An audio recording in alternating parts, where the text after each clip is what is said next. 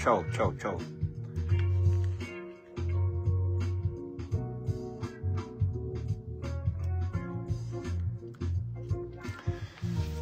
Viss, kaut kas aizgāja. Jauka diena šodien. Brīvdiena, svētā diena. Tā, pastrādāju, pagleznoju, visādas pataisīju skices. Tagad gribās kaut ko apdomāt.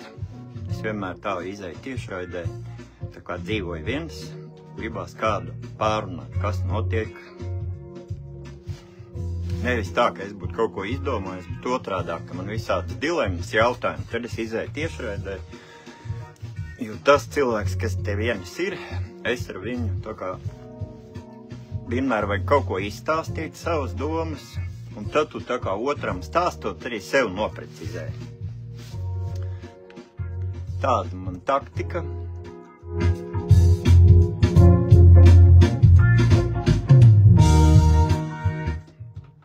Un pa ko lai tagad apdomā?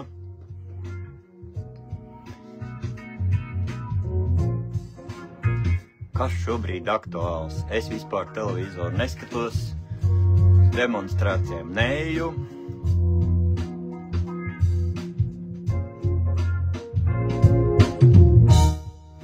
Bet labi, viens cilvēks redz, kur ir, skatās.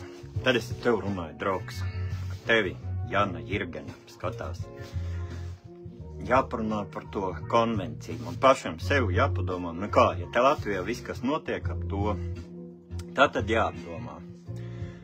Nu, kā man mācīja bērnībā, ka vajag kritisko loģisko domāšanu, uzdot visādas, tā kā, no malas jautājumus. Un tad, kas tā ir pa tādu Stambulas konvenciju?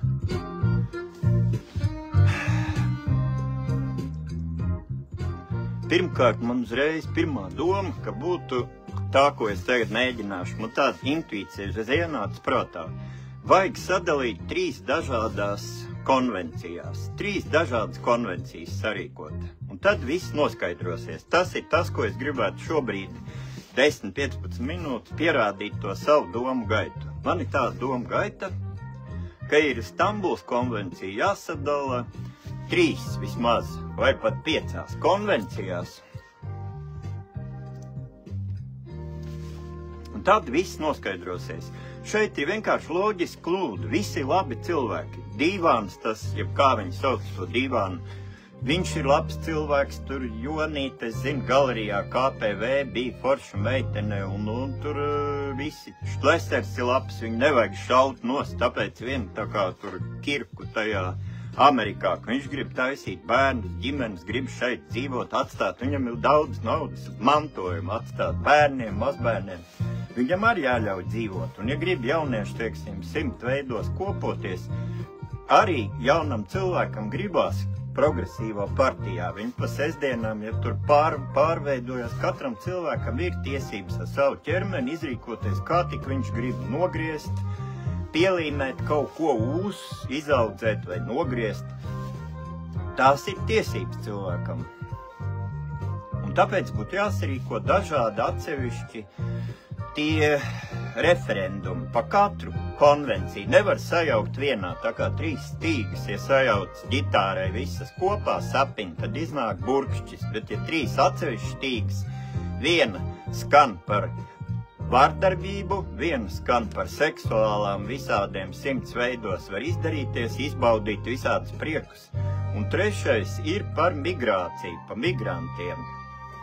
Jo mēs visi ļoti labi zinām par demogrāfiju, ka latvieši izmirst arī Latvijas pilsoņi, kas sastāv no Latvijas krieviem, Latvijas ebrejiem, Latvijas romiem. Un islamisti, kas iebrauc, viņi galīgi neaizvietojās. Tātad tas, ko es šodien gribēju pateikt, man tā intuīcija, vēlreiz to pašu domu, ka Stambulas konvencija jāsadala 3 vismaz dažādās atsevišķās konvencijās. Un pa katru būtu normāli rīkot, jo viņas vienu otru savstarpēji izslēdz. Pa katru būtu jārīko referendums. Un jebkurā gadījumā tie, kas tur aizgāja dīvānu vadībā, tie cilvēki, tie tur visu cieņu, jo beidzot kaut kā Latvija tā kā ir apvienojusies tādā kā tautas atmodā, tautas frontē, inteliģents ar jauniešiem, ar politiķiem, Soros fondu vadībā, kad ir tiešām, vardarbības visatļautība Latvijai jāaptur, un tur nav nekādi joki. Tiešām tas ir jāaptur. It sevišķi vardarbība, kas ir arī piespiedu medicīnas formā. Visādas procedūras veikta ķermeni ir absolūti nepieļaujama. Katram cilvēkam tieši tā kā viņi grib seksuālā ziņā katram izdarīties, arī tieši fiziskā ziņā kaut kādas eksperimentus izdarīt ar visādiem, ko pat Uga Dumpis, mūsu tauta vadības tāds saulvedis, un Abu Merija, Uga Dumpis visu laiku rādīja plecu un beigās atzina, ka slimo tikai vakcinētie, ka tomēr nebija pārbaudīts. Bet ja viņam personīgi gribās, viņš var kaut vai 8 būsteris, viņam atdos cilvēku savējos, viņš var iešaut katru dienu iekšā savu būsteri. Un tās ir viņa tiesības, un arī narkomānam būtībā ir tiesības to darīt. Bet tas, ko es šodien gribēju pateikt, bez šitiem visiem jokiem, Stambulas konvencija jāsadala vismaz 3 atsevišķās konvencijās. Pa katru atsevišķi jārunā.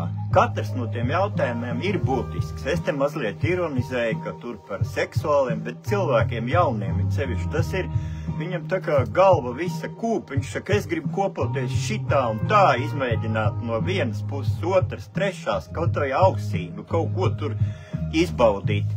Kas tur būtu aizliedzams? Pat senos laikos bija tā, ka visādas tur tās dažādi veidi bija, ko cilvēki visu kaut kā meklēja, kā var vairāk iegūt baudu. Kas tur tāds būtu slikts?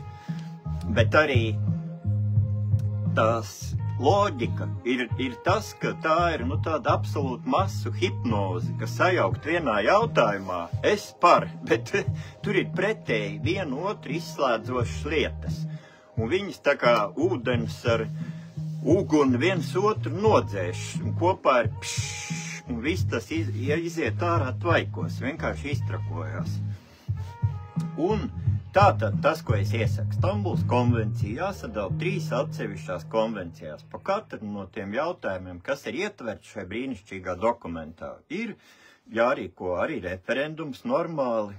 Un tātad pirmais jautājums bija par tiesībām kopoties visādos veidos, vai kaut ko sev nogriezt, vai piešūt, vai izmainīt dzimumu, kā tik vien kuram iegribās. Tas ir pilnīgi tiešām normāli. Par to nedrīkst, tā kā citās kaimiņu valstīs cilvēks tur fašisti šādu nost vai padomu laikā likt cietumā, tas nav tā. Bet otrs ir atkal jautājums par tautas populācijas, par izdzīvošanu savā teritorijā un par tiesībām būt saimniekiem un piespiest visus bērnus, ka viņiem jāmaina dzimums vai katru sestdienu, svētdienu nāks kaut kāda onkoļa ar piešūtām krūtīm prasīs, kad tu bērniņi beidzot izmainīt dzimumu, kad tu nolems, vai tu būsi sieviete vai vīrietis. Skaties, tur kur jau onkols jau kabinetā, jau tā kā agrāk bija zobārsts skolās, tagad jau ķirurgs, un viņš aizies mājās, un tētis būs priecīgs, ka tu jau būsi tādu varoņdarbu paveicis. Tāda demagoģiska bērnu ietekmēšana arī nedrīkst tā būt, ka ja vecāki neļauj šādi ietekmēt bērnus, tad viņiem pa to atņem bērnus, atdod viendzimģiem. Tā atkal ir vardarbība. Konvencija ļoti pareizi tā Stambulas, jebkura vardarbība jāaptur. Un ja, piemēram, latvieši, ja rietuma eiropieši, Beļģi, Nīderlande, Zviedrija nolēmuši aizvietoties, un tur jau trešdaļa ir islamisti, un viņiem ir tagad runā, ka Krievi. Cik slikti, ka Latvijā Krievi. Bet vai šeit var runāt vispār par kaut kādu Krievu iedarbību pret mums, vai arī, ka ir kaimiņu valstī, ka tur Krievija grib karot Latviju. Kas īstenībā piesaka karu? kas piesaka pandēmijas. To piesaka tikai Gibrēcijus viens pats ar Pasaules veselības organizāciju. Kas piesaka karu? Tikai valsts pirmā amatpersona. Vai kaut kāds tas politbirojs, tā kā PSRS laikā, vai ministru padomu, vai saimas. Bet es ļoti rūpīgi izpētīju. Neviena krieva nav, neviena slāva nav Krievijas tā sauktās federācijas vadībā. Un arī visi bagātie cilvēki, kas 126 miljardieri Krievijā, kam pieder absolūti viss naftas, gāzes, niķeļi, viss dabas bagātības. Tur neviens no tā saraksta nav pēc tautības, etnosa, nav slāvs vai krievs. Un arī Ukrainā neviena nav. Tātad ar mums jau ir draudi, ka karos ne jau Krievija, tie parastie krievu cilvēki, kas arī Latvijā dzīvo. Karos šī sekte viena, kas ir pie varas Krievijā. Krievu parastie cilvēki, varbūt arī tur ir sakūdīta televīzija, tāpēc ļoti svarīgi Gorbačova laikā bija, lai atbrīvotu tautu masu mēdīs no rečekistiem visādiem, no cenzūras un propagandas tādām spīlēm, kuru rezultātā arī Latvijā bērniem un Dainim Īvānam un visādiem cilvēkiem saspiest galva, ka viņi saliek vienā jautājumā, vienā konvencijā 3 pretēji viens otru izšķirošs jautājums. Katrs jautājums ir ļoti loģisks un ļoti pareizs. Un es tur sākumā kaut ko paironizēju, tur nav ko ironizēt. Visi šie jautājumi būtiski, jo man arī, piemēram, tur bērni saka, tu esi šovinists, meliem tur vajag, viņiem nav kur dzīvot, un lai viņi brauc, un latviešu izmiršana, tas ir dabisks vēsturisks process, un 1-2 paudzes viņi savairosies uzreiz, jo viņiem ir privilēģijas dzīvot uz pabalstiem, un Latvijas pilsoņiem ir jāuztur. Viens imigrants neizglītotais banķieri Amerikā institūtu aprēķinājuši no 500 līdz 800 tūkstoši eiro izmaksā. Savukārt vienu bērnu izdaucināt Latvijas pilsoni izmaksā 200 tūkstoši līdz 18 gadu vecumam. Tāpēc vai nu mēs uzņemam vienu neizglītoto imigrantu vai 4 Latvijas pilsoņus izaudzinam.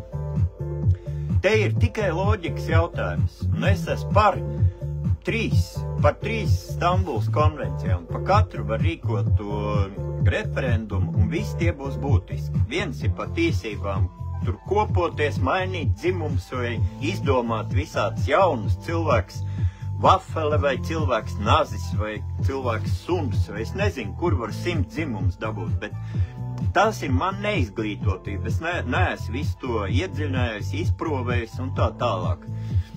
Un otrs ir pa latviešu migrāciju, vai mēs arī esam gatavi, jo jāpasaka ir cēloņi un sekas, ka neapšaubāmi, ja laiž iekšā tos migrantus, viņi izveido savus anklāvus, viņi saražo uzreiz, viņiem fertilitāte ar vakcināciju tiek paaugstināta, un viņiem dzimst pa 10 bērnu, un Latvijā bija pirms pandēmijas vēl 40 000 dzima gadā, tagad 13 000.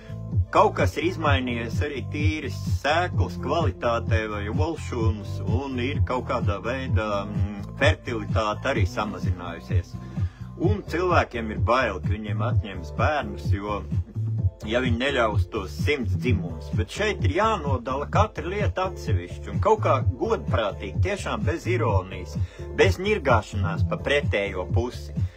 Jo visi tie, kas arī Latvijā ir, es nezinu, pēc tā etnosa, vai viņi pieder tai banķieru sektei vai etnosam, kas tas ir pa etnos, es nezinu, bet Krievijā un Ukrainā nav neviena slāva, neviena krieva. Tā kā ja mums pieteiks karu, to nepieteiks krievu tauta, un šeit cīnīties Latvijā ar krieviem arī nav īpaši vajadzīgs, jo ne viņiem bankas pieder, ne viņi te kaut ko nosaka, tā ir pavisam cita sekta, kurai būtībā arī nav ar viņu īsto etnosu. Tur Izraels tauta tiek vēl vairāk mocīta nekā latvieši vai krievi.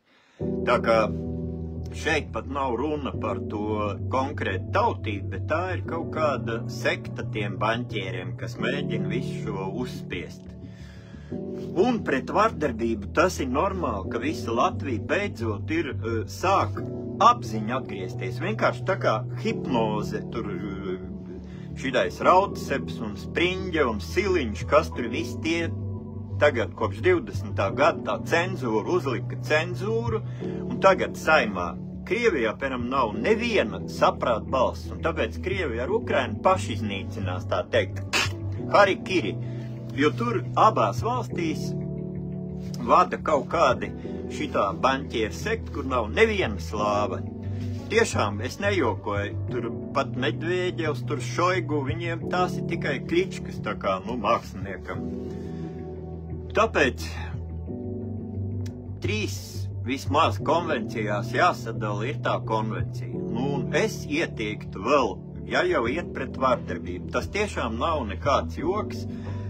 Katrs ir saskāries dzīvē, un jau uz ielām ir tie migranti, viņi paliek agresīvi. Es pats redzēju arī, ka te pat centrā, kur es dzīvoju, uz Maskačkas pusi vai tad Latgales priekšpilsētu, tur viņi tiešām pa naktīm salasās. Un es prasīju vienam tam kebabu saimniekam, kā viņš var izdzīvot, tikai naktīs strādā. Izrādās, viņiem ir tas, ka tajās valstīs pa dienu ir karsts 30-40 grādu, un viņi tikai naktīs iet ārā pastaigāt. Pie mums jau otrādāk, mums pa nakti ir augsts, bet viņiem ir jau instinkts, ka naktīs jānolasās ap tiem kebabiem. Un es arī saku, man uzlika nodokļus, visādus maksājumus, un bija jāklapē ciet visu mūžu klubs un kafejnīca mākslas galerijā. Viņam viss ir apmaksāts tā kā priekšpostenim, lai šeit viņi ap tiem kebabiem ieņem teritorijas, anklāvas, un tad viens atbrauc mācīties, sāka legāli strādāt, un viņu dzīvoklī uzreiz 10 draugi, 2 stāv gultas, un vēl 10 radi, un visi tik dzemdē pa 10 bērni. Un tas ir tā kā tāda, pašnāvība tautai. Bet arī par to var, ja mēs nobalsosim un, teiksim, Šleseru un jaunlatviešu suverenitātes un tie tautvaldības Steinisti un Daļņa tā Vītola un visi tie, kas bija tur, kā viņus tur sauc pa tautvaldību, ja tie būs mazākumā un tā vienotības un, kā viņi sauc, progresīvo koalīciju, viņu vēl rādi un visi nobalsos, ka mēs gribam pašlikvidēties un zaļais koridors, lai iet vaļā, tad neko darīt. Tie, kas ir mazākumā, tad jāpārbrauc uz Lietuvu, kur neapstiprina nekādas konvencijas, vai uz Melnkalnu vai kaut kur, un Latviju atdosim, un viņi ļoti ātri pirmā būs no Eiropas valstīm islāma valsts. Kritusī valsts, tā teikt, jau tagad, piemēram, Amerikā, Ņujorkā mērs ir musulmanis. Arī prezidents Obama bija islamists. Un ja viņiem arī tur ir tie dzimumaiņas un viss, jau Elonam Maskam pat bērns aiziet uz skolu, atnāk mājās, jau izmainīts dzimums. Tur jau tas iet vaļā. Pie mums vēl mēs neesam, to tā teikt, izbaudījuši uz ādas.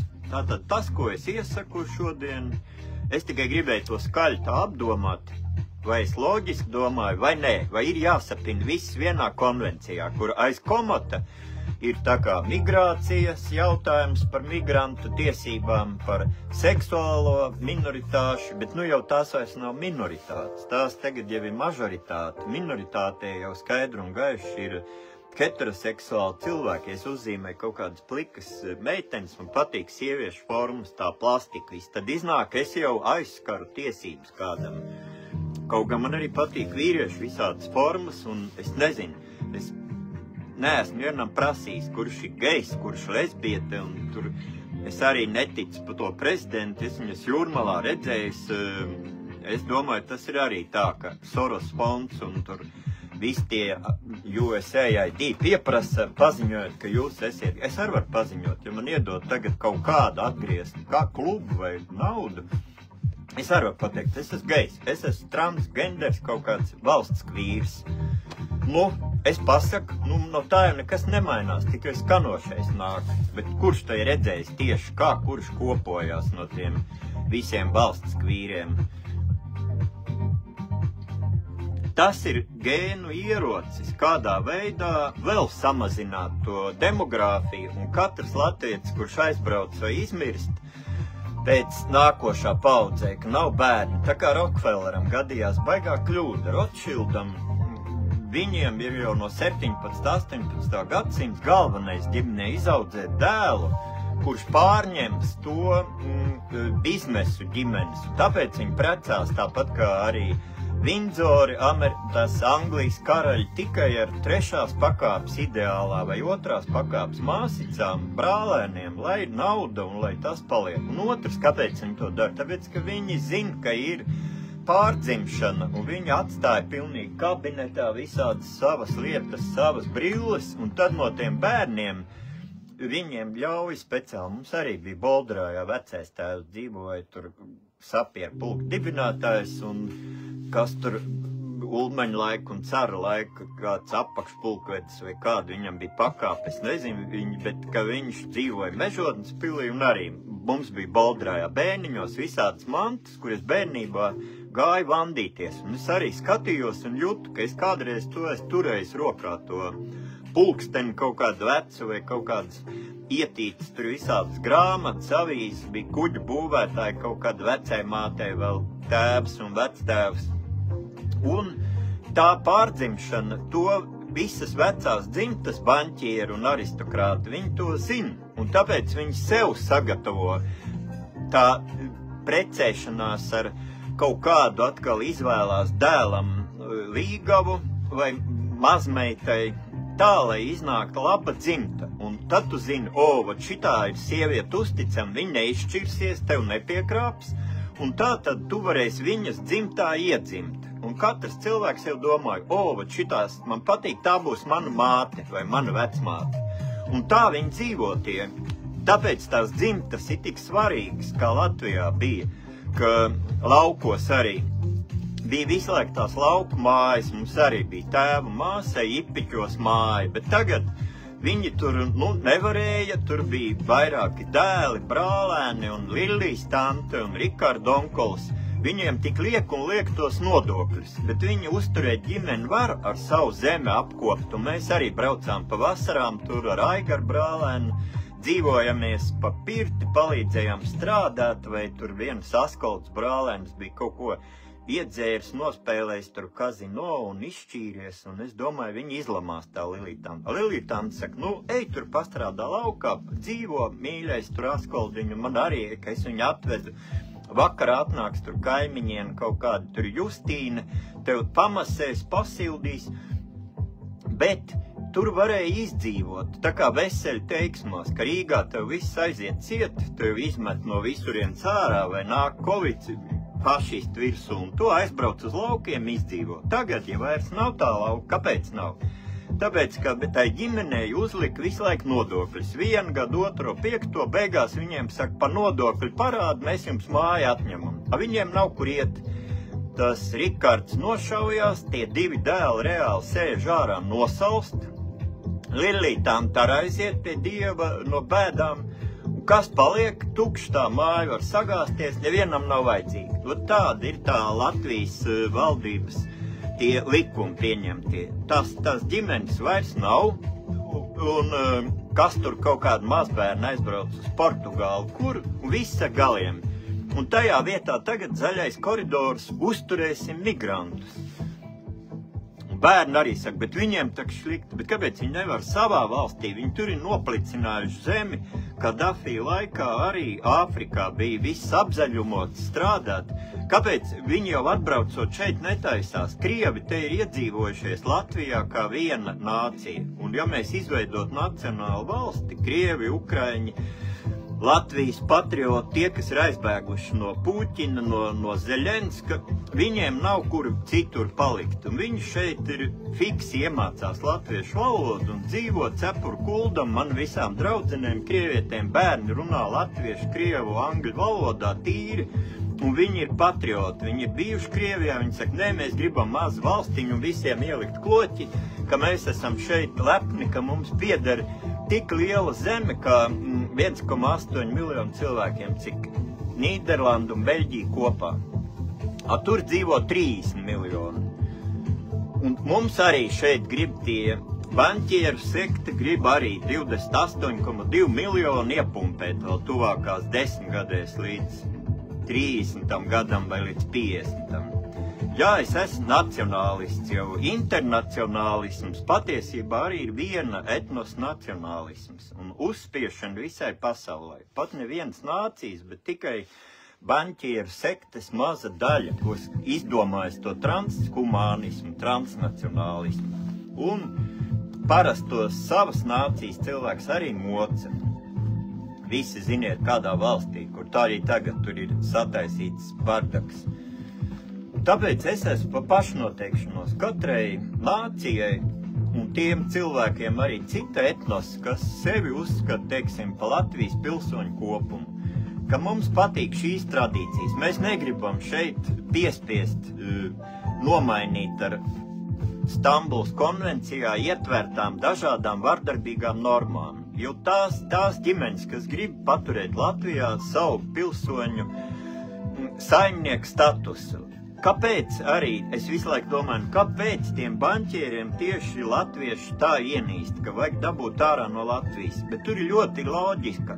Ja 1,8 miljonu pieder tik milzīga zeme, ja mēs vienkārši nobalsot tā kā Ulmaņlaikā Ulmanis, dalīja pa brīvu, man arī visādiem radiem, tur vienam Altbergam, kam tur iedod 100 hektāru zemi, māju, tur vecais tēvs brauc un viņa brālis, tur Nikolais, nest gaismu tur Latgalē, viņam arī iedeva tur uzreiz Mežotnes pilī, kur dzīvot, vai Aglonas klosterī. Ja viņš brauc un cilvēks apmāca laukos, un lai lauki plaukst, tad būvēja tur dzelzceļus uz to pašu Rūjienu, uz Ipiķiem arī gāja dzelzceļus. Uzreiz, kā atnāca šitā baņķieru vienotības, tad tur viss to nojauca dzelzceļus, un tur tās Ipiķu gals palika pilnīgi tā kā nogriezts nost un tukšs.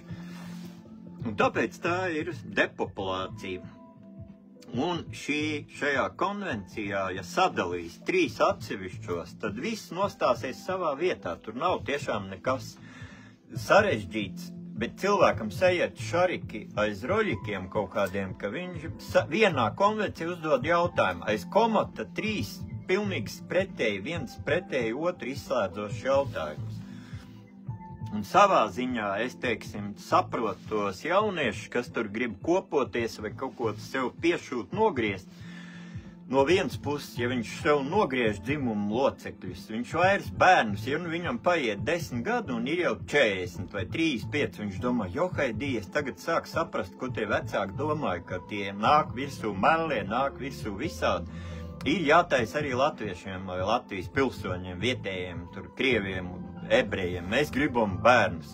Apsjo, tev jau ir grasas, vasektomija, kuli nogriezt, tas ir kaut kādas tur izčakarēts vagīnas, tas, ko tur tā spriņģa, kas tur kaut ko pēta vagīnas tagad, jo viņi jūt, ka tā Rečekas birojas ir bijis konceptuāli galvenais, kas ir to smadzenu sačakarējis pa 5 gada cenzūras palīdzību. Tagad, tur Šlesers un šitais te Krištopāns un Stepaņenko un arī tur šitais te Kiršteins, un kas tur vēl visādi cilvēki visi ir pamodušies, ka viņi saprot, kas stāv, tā kā cēloņus un sekas, kāpēc tie baņķieri to dara, lai iztīrītu šo teritoriju, tā kā Latvijas aizbrauc vai Latvijas krievs, viņam visu noņem, zeme arī paliek, jo man, piemēram, pieder ne tikai kaut kāda vēl tagad darbnīca, ko man pa neklusēšanu arī janvārī uzlika tiesa, atņemt vēl dzīvokli, kaut gan viss mums to lielo ēku noņēma, ko 30 gadus māte tur rāvās un visa dzimta kaut ko paši tīrījām, visādas tur vienu māju, otru, trešo, lai kaut ko nopelnītu. Beigās visi tie te baņķieri noņem, valsts bankas aizklapē. Pēc manām domām būtu jārīko vēl viens referendums, ko viņi nav iekļāvuši tajā konvencijā, bet par FRS privātu akcionāru atkarības izbeigšanu, ka Latvijai galvenais pēc manām domām ir, kas maksā, tas pasūt mūziku. Ir jārīko referendums, vai mēs gribam tomēr savu suverēnu valūtu, savu naudas sistēmu kā asins riti, ka tagad mēs tikai aizņemamies katru gadu miljardus, un pretī viņi prasa izpildīt šīs Stambulas un visādas Pasaules veselības organizācijas, Pasaules migrācijas organizācijas, visus šos murgus prasa izpildīt. Ja nē, 2 miljardi nedos. Un, protams, ka tie nodēvēji valdībā, kas dzīvo no tiem 2 miljardi, 20 000 algas, viņi pieraduši pie tā dzīvesveida. Man arī bija ļoti grūti atteikties no mašīnas, tur no džipa, no darbnīcas, no sava kluba, no tenisa spēlēšanas, bet man to piespieda, vēl bija Covid laikā bērni, un es kaut kā atgriezos, tā kā padomu laikā vienkārši iet ar kājām, iztikt bez ēšanas un vienkārši, bet turpināt domāt. Un tagad neko tās opozīcijas partijas nevar izdarīt, jo smadzenes jau ir sačakarētas cilvēkiem, vairs nav loģiskās domāšanas.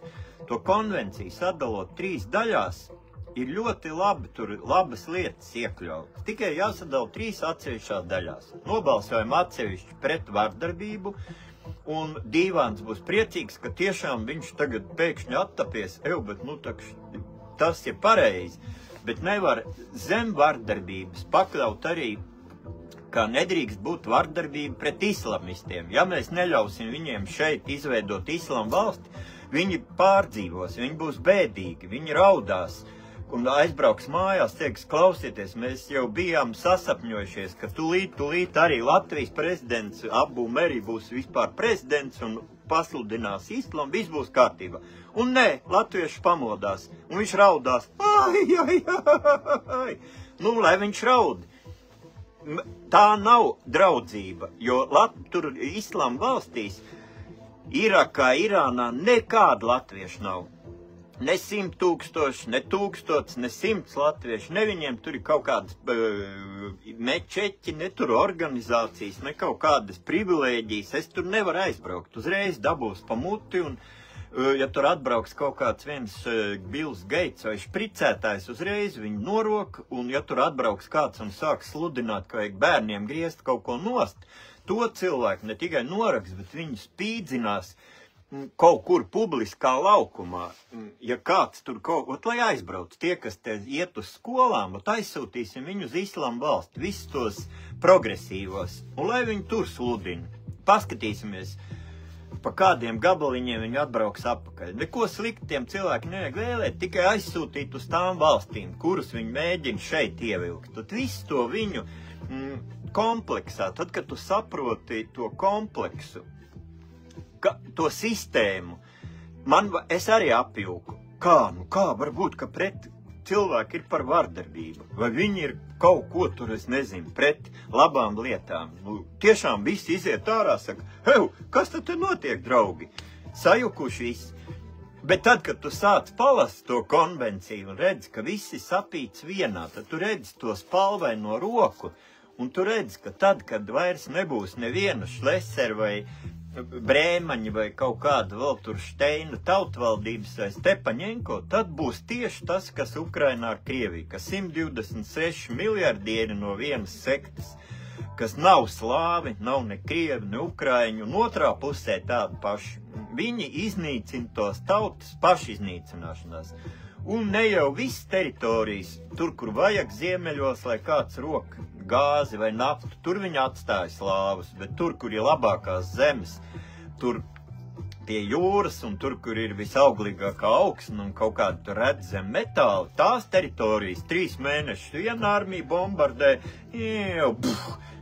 un pēc tam pa televizoru paziņo, Ukrainas armija atkaroja, un tagad atkal otru pusi bombardē. Kas tas pa karu? To nevar saukt par karu. To var saukt tikai par vienas cilvēku teritorijas, iedzīvotāju iznīcināšanas kaut kādu to teātri. Tāda man tā doma šodien bija. Un tāpēc arī vēl 4. referendums būtu jārīko par vardarbību un ka Stambuls konvencijas tā kā sadalot 4-5 daļās, vēl būtu tātad viena daļa pa tiesībām kopoties vai mainīt dzimumu, normāls cilvēku ar savu ķermeni izrīkoties. Otrs būtu pa latviešu aizvietošanu ar meliem imigrantiem, izskaidrojot pirms referendumu, ko nozīmē šie cilvēki. Ka viņi iebrauc un pēc paaudzes viņiem ir 10 reizes vairāk un pēc 2 paaudzēm 100 reizes vairāk, bet latvieši ir un Latvijas krievi ar vien mazāk. Un kas būs pēc, teiksim, 20-40 gadiem? tad, kad viņi būs 51%. Vai mēs to gribam un atbalstam? Trešais referendums par to, ka pret vardarbību, kā to ierobežot, un ceturtais referendums arī ierobežot vardarbību, kas ir izaugusi nenormāli liela tieši pateicoties imigrantiem, kuri nevar iedzīvoties šajā vidē. Un piektais par vardarbību ar medicīniskām procedūrām, ka visi šie, kas mums bija, es nezinu arī, cik Latvijā ir, teiksim, latvieši vai Latvijas krievi, vai te vispār ir kāds valdībā latvietis vai Latvijas krievs, vai tie arī no tā farmbiznesneņa sektas. Es neesmu nevienam taisījis to gēnu kaut kādu pārbaudu, bet, Levica Kariņa tiešām izrīkojas tik nežēlīgi, vai sevišķi šitais te Pauļuts un kas, ka tur nevarētu būt ne kaut kāds ne latvieši, ne krievu, ne līvu, ne ebreju asins, tie kaut kādi arī īpaši cilvēki, kas tik nežēlīgi var savus vecākus vai kaimiņus, skolotājus izrīkoties, kā tas bija tos 3 gadus. Bet, to es nezinu, es pa Latviju nezinu. Es tikai zinu, ka Krievijā ir tās analīzes un visi valdības vīri, visi 126 miljardieri, neviena slāva, neviena krieva, un arī Ukrainā. Un piektais jautājums, ko es ieteiktu tajā referendumā, tas ir par suverenitāti, ja es pārliecināts, ka naudas sistēmu jāatgriezt Latvijai valsts hipotēku banku, un tā kā bija Pfeifers, visi deva saviem vietējiem bezprocentu kredītus, tā kā tie baņķieri saviem izdala tik naudu, saviem radiniekiem, rokas puišiem, lai izpirkt absolūti visu caur BlackRock fondu, viņi ir triljonāri. Tas ir miljoni. Miljonārs jau ir bagāts, bet triljonārs, Rothschild ģimene, tas ir miljonu. Viņiem ir daudz tie triljoni. Iedomājieties, saskaitīt miljonu. Man ir vispār nav skaidrās naudas, 5 gadus, jo neviens arī zīmējums gleznas nepērk, citi ienākumu nav.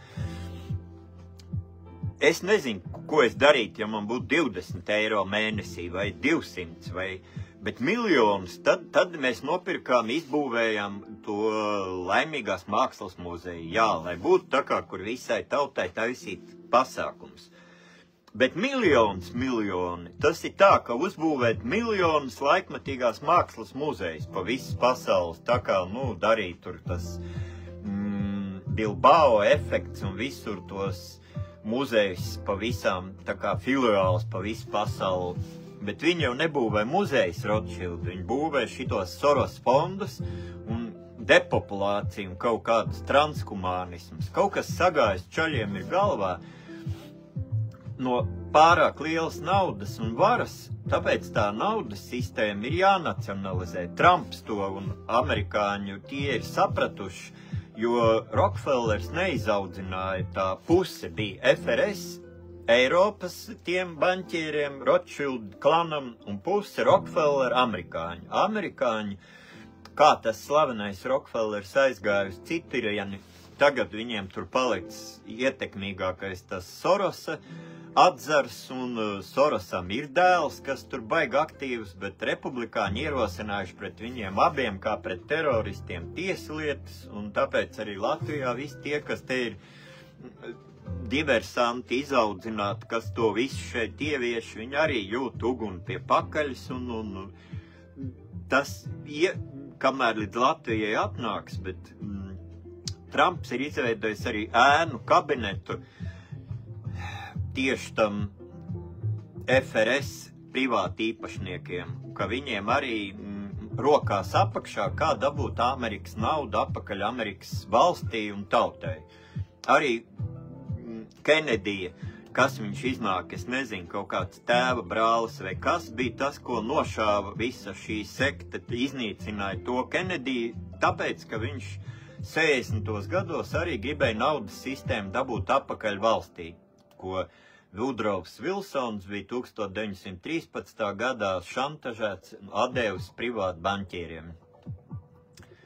Tādas tās lietas, tāpēc es iesaku arī par naudas sistēmu latu atjaunot. Mums bija kolosāla repša, fiziķis mācēja visu laiku noturēt latu kā dārgāko valūtu, un kolosāli